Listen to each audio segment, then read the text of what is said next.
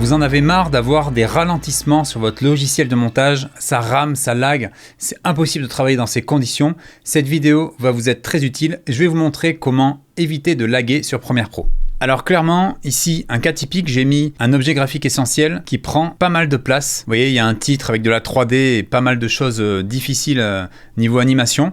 Donc quand je fais la lecture, et là j'ai appuyé sur espace. Vous voyez, on n'arrive même pas à faire la lecture.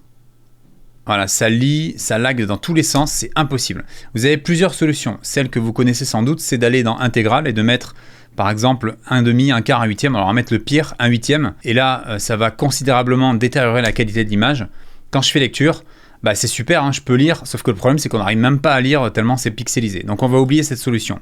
L'autre solution que je vous recommande davantage, c'est le rendu. Alors pour faire un rendu, vous devez délimiter la zone. Donc ici, je me mets au début, j'appuie sur I pour mettre un point out. Je me mets à la fin, précisément une image avant pour pouvoir englober toute la partie ici du clip. Et une fois que j'ai fait ça, j'appuie juste sur la touche Entrée du clavier.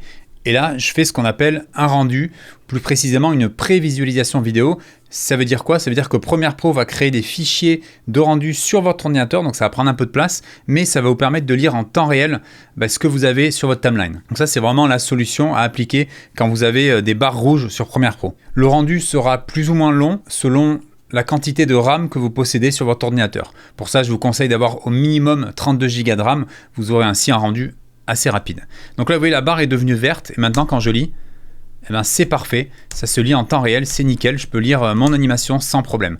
Par contre, le seul petit souci, c'est qu'à chaque fois que vous allez faire une modif, ça va redevenir rouge. Donc, il va falloir à chaque fois faire un rendu. Mais bon, c'est un mal pour un bien, puisque au moins vous pouvez visualiser votre titre à chaque fois que vous avez fait des modifications. Alors je vous donne un autre petit tips. Quand vous avez ici la barre jaune, ça veut dire qu'en fait vous avez Premiere Pro qui considère qu'il peut lire le fichier sans problème. Il fait le rendu, on va dire, instantanément. Mais si vous vous retrouvez avec du jaune et que vous avez quand même une lecture saccadée, vous pouvez toujours venir sélectionner le fichier et faire le point in, point out. Alors je vous montre un raccourci clavier, j'appuie sur les deux points, ça met le in et out autour du clip.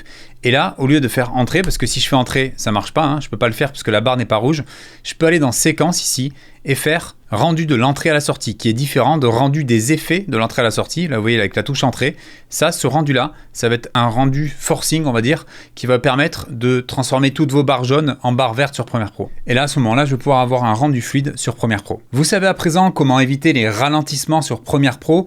Vous allez pouvoir également vous énerver moins pendant votre montage, ça va moins vous agacer ces ralentissements. Voilà, j'espère que cette vidéo vous aura été utile. On se retrouve très bientôt pour une prochaine vidéo. Et si vous souhaitez devenir un pro sur Premiere Pro, After Effects ou encore DaVinci Resolve, sachez que j'ai créé l'École des vidéastes, un organisme certifié Calliope qui propose des formations complètes, 100% en ligne, certifiantes et accessibles à tout niveau. Pour en savoir plus, cliquez sur le logo ou le lien dans la description.